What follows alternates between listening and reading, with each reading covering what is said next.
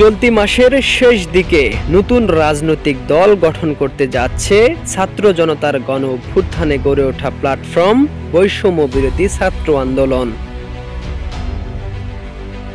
এ দলের হাল ধরতে চলতি মাসেই অন্তর্বর্তী সরকারের উপদেষ্টা পদ থেকে পদত্যাগ করবেন নাহিদ ইসলাম। দেশের বেসরকারি একটি টেলিভিশনকে দেওয়া সাক্ষাৎকারে তিনি এমনটাই জানিয়েছেন।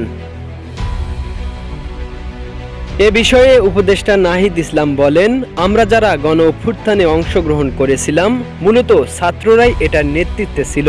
ছাত্র এবং গণ অভ্যুত্থানের নেতৃত্ব একটা নতুন রাজনৈতিক দলের পরিকল্পনা বা আলোচনা রয়েছে। সেই দলে যদি অংশগ্রহণ করতে হয় তবে অবশ্যই সরকারের থেকে সেটা সম্ভব না। সেই দলে যদি আমি যেতে চাই তবে সরকার থেকে আমি পদত্যাগ করব।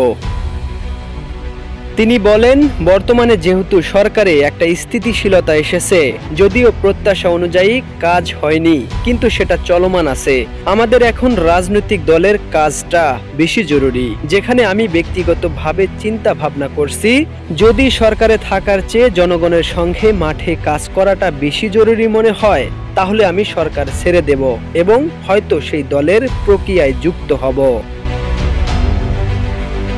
নাহিদ ইসলাম আরও বলেন, ঘোষণা হয়েছে যে এ মাসেই দল গঠন হবে।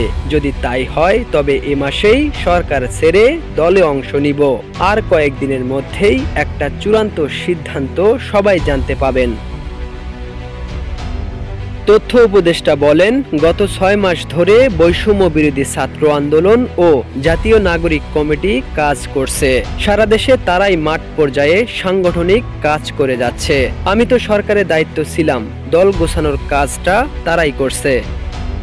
উল্লেখ্য, 15ই ফেব্রুয়ারির মধ্যে দল ঘোষণা করার কথা ছিল গণ অভ্যুত্থানে নেতৃত্বকারী শিক্ষার্থীদের সংগঠন জাতীয় নাগরিক কমিটি ও বৈষম্য বিরোধী ছাত্র আন্দোলনের। নতুন দল ঘোষণার আগে 24 দফার ইস্তেহার তৈরির কাজও করছে তারা। এজন্য 17 সদস্যের একটি কমিটি কাজ করছে বলে জানা গেছে।